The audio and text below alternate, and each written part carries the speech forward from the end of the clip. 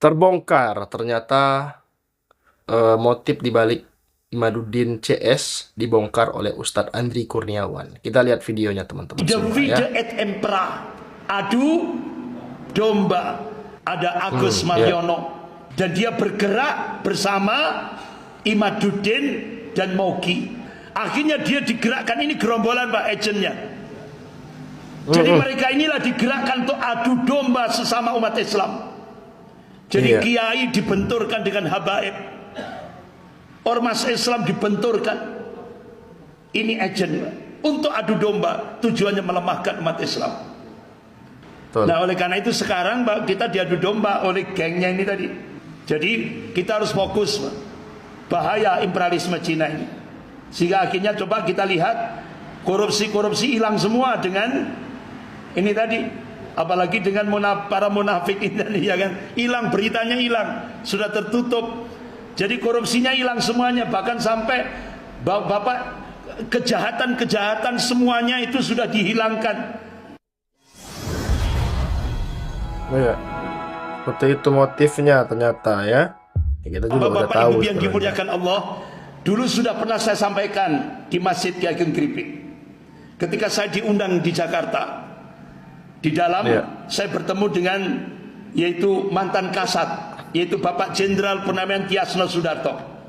Kemudian mantan Danjen Kopassus, yaitu Bapak Jenderal Purnawirawan Sunarko. Kemudian Bapak Jenderal Purnawirawan Soeharto, mantan Komandan Marinir. Dan beberapa jenderal-jenderal Angkatan Darat. Termasuk juga Bapak Kolonel Purnawirawan siapa itu yang di Jawa Barat itu, yang Sugeng Waras itu berada di sebelah kanan saya. Jadi waktu itu saya diberi info, Ustadz, sekarang di Indonesia sudah terjadi 3 perang sekaligus. Apa? Yang pertama perang asimetris, yang tadi sudah saya sampaikan. Tadi sudah saya sampaikan tahap-tahapnya mulai 2024-2029 sudah saya sampaikan. Kemudian yang kedua perang proxy war, artinya boneka lewat pengkhianat bangsa. Imperialisme Cina ini mencengkeram Indonesia. Jadi ternyata di Indonesia pengkhianatnya lebih banyak daripada penyelamatnya. Yang ketiga perang Neo-Cortex war, perang narasi, tujuannya untuk melemahkan umat Islam. Siapa yang dijadikan garda terdepan? Kalau dulu Panji Gumilang, Pondok Pesantren Az-Zaitun. Ya. Tiba-tiba sekarang sudah bebas. Dari kapan sidangnya, kapan ini tiba-tiba sudah bebas. Itu lucu. Dia dijadikan garda depan untuk perang Neo-Cortex war. Kemudian pada saat Panji Gumilang masih ngilang, itu yang dijadikan garda terdepan untuk perang Neo-Cortex war, perang narasi itu Gufron, yang mengaku bisa bahasa semut, bahkan bisa berinteraksi dengan malaikat. Bahkan kalau malaikatnya tidak mau nurunkan hujan, dia akan ngejar sampai ke langit. Jadi dia bisa terbang ke langit. Gufron. Nah saya diberitahu Gufron itu katanya dari Dampit. Dari Dampit Pak. Jadi di backup oleh media. Jadi satu-satunya pengurus Majelis Ulama se-Indonesia yang berani mengeluarkan fatwa 10 kesesatan Gufron itu Majelis Ulama Malang. Majelis Ulama Malang berani Pak. Padahal di belakang Gufron itu luar biasa, backingnya gede-gede Pak, backingnya.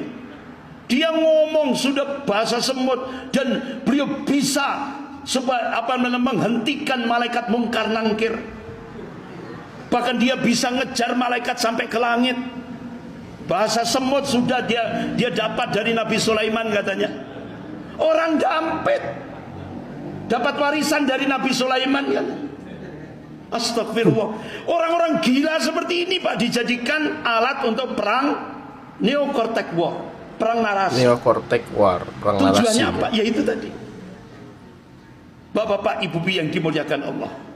Nah, karena waktunya terbatas, bapak-bapak, ibu-ibu yang dimuliakan Allah, saya persingkat. Kemudian ini Bapak Amin Rais, Pak Amin Rais itu pernah memberikan statement cabut bebas visa bagi warga negara Cina komunis. Jadi Pak Amin Rais, mantan ketua MPR, minta kepada Presiden Jokowi untuk mencabut bebas visa bagi warga negara Cina komunis. Karena itu sangat membahayakan bagi negara kita. Kenapa?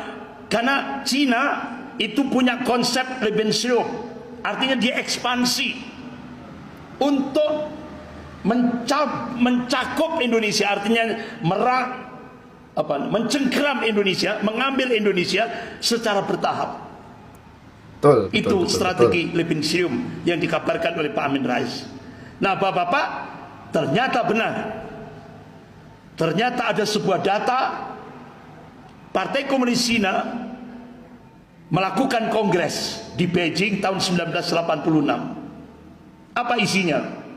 Ternyata hasilnya ada 3 hambatan Cina untuk melakukan penetrasi ke Indonesia. Hambatan yang pertama, regulasi dan doktrin anti komunis, yaitu TAP MPRS nomor 25 tahun 66, Undang-Undang nomor 27 tahun 1999. Tapi ternyata sekarang sudah dijebol dengan apa? Rancangan undang-undang HIP. Sudah jebol, Pak, oleh pengkhianat-pengkhianat bangsa yang sudah duduk di DPR MPR. Oleh karena itu Profesor Salim Said, guru besar ilmu politik dan militer di Universitas Indonesia, beliau dosennya Angkatan Darat, beliau menyampaikan dalam video, beliau sudah meninggalkan, beliau dalam video klipnya, video pendeknya, kader-kader komunis di Indonesia ini sudah banyak yang jadi bupati, wali kota, gubernur, staf menteri, bahkan kader-kader komunis ada 200 lebih itu duduk di DPR RI. Bahkan tokoh Gerwani itu jadi ketua Komisi 9 DPR RI. Bahkan sampai Profesor Salim Said menyatakan sekarang kader-kader komunis itu sudah melakukan balas dendam terhadap umat Islam dan ulamanya dengan menggunakan kekuasaan. Sudah terjadi? Sudah. Nah, akhirnya hambatan pertama dijebol dengan rancangan undang-undang HIP. Apa bahayanya, Pak? Yang pertama, rancangan undang-undang HIP itu mengadopsi manifesto PKI sebagai ideologi negara. Yang kedua, menurunkan derajat Pancasila dari inti Undang-Undang Dasar 45 menjadi sekelas undang-undang biasa. Yang ketiga, memeras Pancasila jadi Trisila dan Ekasila. Yang keempat, mengganti ketuhanan yang Maha Esa jadi ketuhanan yang berkebudayaan, dari tauhid jadi syirik. Yang kelima, mengkerangkeng Pancasila dalam tafsir tunggal rezim rasa PKI. Nah, bapak-bapak, ibu-ibu yang dimuliakan Allah, ini rekam jejaknya Neo PKI menuju rancangan undang-undang HIP. Pasca Mei 98 mereka sudah bergerak. Sosialisasi tahun 2012, 2013, 2014, 2016, akhirnya sampai puncaknya 2020. Sehingga muncul keputusan Presiden nomor 24 tahun 2016. Kita dikembalikan kepada Pancasila 1 Juni. Itu kan Pancasila DN Aidit. Itu disampaikan oleh Presiden Soekarno secara pribadi di depan BPUPKI. Pancasila versi pribadi Soekarno 1 Juni, di mana ketuhanan diletakkan di sila kelima. Jadi kita dikembalikan kepada Pancasila PKI. Akhirnya muncul peraturan Presiden nomor 7 tahun 2018 tentang HIP diganti dengan BPIP. Casingnya saja yang dirubah, HIP jadi BPIP.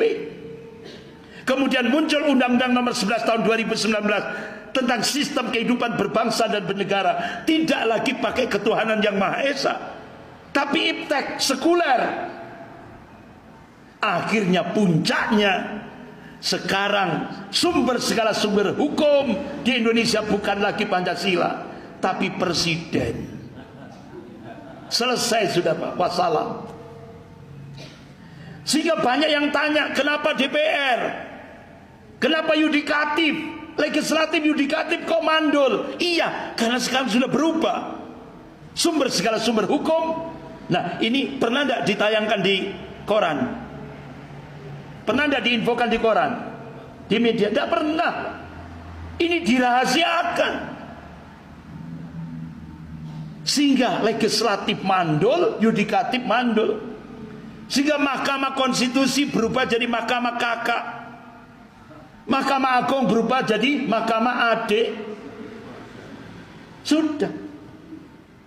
Kerusakan tatanan hidup berbangsa dan bernegara.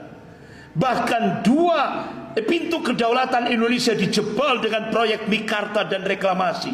Hanyalah PIK 2 juga. Pak Anies Baswedan. Tapi begitu Pak Anies Baswedan selesai jadi gubernur DKI, muncullah peraturan presiden nomor 60 tahun 2020. Akhirnya proyek Mikarta diganti dengan proyek Pantai Indah Kapuk 2, PIK 2, langsung dijadikan PSN, proyek strategis nasional. Akhirnya 20 triliun APBN, 20 triliun anggaran negara digunakan untuk membangun Pantai Indah Kapuk 2. Itu tujuannya negara berada di dalam negara. Muncul keputusan Presiden nomor 17 tahun 2022. Akhirnya pemerintah minta maaf pada PKI. Kemudian muncul instruksi Presiden nomor 2 tahun 2023. Sehingga akhirnya keluarga-keluarga PKI dapat CSR. Sehingga 5.000 anak keturunan PKI dapat santunan dari negara. Lewat kesekretariatan negara. Ini Pak, muncul keputusan Presiden nomor 4 tahun 2023. Nah, Bapak Ibu yang dimuliakan Allah, hambatan yang kedua posisi Pancasila sebagai musuh komunis dijebol dengan undang-undang Omnibus Law. Pak, dengan munculnya undang-undang ini, Omnibus Law ini, nanti ke depan penjara-penjara se-Indonesia ini akan dihuni paling banyak oleh para kiai yang punya pondok-pondok pesantren. Dengan undang-undang Omnibus Law. Bahkan dengan undang-undang Omnibus Law, nasib buruh sangat mengenaskan. Bahkan dengan undang-undang Omnibus Law, yang memalsukan ijazah tidak boleh dipidana. Dengan undang-undang Omnibus Law. Jadi yang memalsukan ijazah tidak kena pidana, bebas. Dengan undang-undang Omnibus Law. Bahkan yang ketiga, Bapak Ibu, sikap anti komunis umat Islam se-Indonesia dijebol dengan strategi divide et impera, adu domba. Ada Agus Mariono dan dia bergerak bersama Imaduddin dan Moki, yaitu Agus Mariono, ya kan? Agus Mariono. Kemudian yang kedua yaitu Imaduddin dan Moki. Akhirnya dia digerakkan, ini gerombolan Pak, agentnya. Jadi mereka inilah digerakkan untuk adu domba sesama umat Islam. Jadi kiai dibenturkan dengan habaib, ormas Islam dibenturkan. Ini agent Pak, untuk adu domba. Tujuannya melemahkan umat Islam. Nah, Bapak Ibu yang dimuliakan Allah, mudah-mudahan apa yang saya sampaikan ini, bahkan sampai Buya Hamka ini Pak sebagai penutup, kita harus ulama-ulama dulu sudah memberikan statement. Buya Hamka, beliau memberikan penegasan keturunan Rasulullah SAW yang terbanyak itu berasal dari Hadramaut, Yaman. Semuanya adalah keturunan dari Alwi bin Ubaidillah bin Ahmad bin Isa Al-Muhajir. Kata Buya Hamka, Allah mayarham, Ahmad bin Isa inilah yang berpindah dari Basrah ke Hadramaut. Mereka selain dipanggilkan Tuan Sayyid, ada nama panggilannya Sayyid, mereka juga dipanggil Habib, itu di Jakarta dipanggilkan Wan, ada juga dipanggilkan Wan itu di Jakarta, di Sarawak atau di Sabah disebut Tuanku. Kalau di Pariaman Sumatera Barat itu disebut Sidi. Gitu. Jadi ini penegasan Buya Hamka, dan ini saya ambil dari majalah Panji Masyarakat nomor 169 tanggal 15 Februari 1975. Ini datanya statement Buya Hamka. Nah, oleh karena itu sekarang kita diadu domba oleh gengnya ini tadi. Jadi kita harus fokus, bahaya imperialisme Cina ini. Sehingga akhirnya coba kita lihat korupsi hilang semua dengan ini tadi. Apalagi dengan para munafik ini, ya kan, hilang, beritanya hilang, sudah tertutup. Jadi korupsinya hilang semuanya, bahkan sampai Bapak kejahatan semuanya itu sudah dihilangkan. Pusat Data Nasional PDN, Pusat Data Nasional itu dia ditanya, Menkominfo ditanya, ini data penting negara kok nggak di backup? Ini ternyata apa tujuannya, Pak? Dia pinjam hacker untuk menghapus kejahatan selama ini 10 tahun.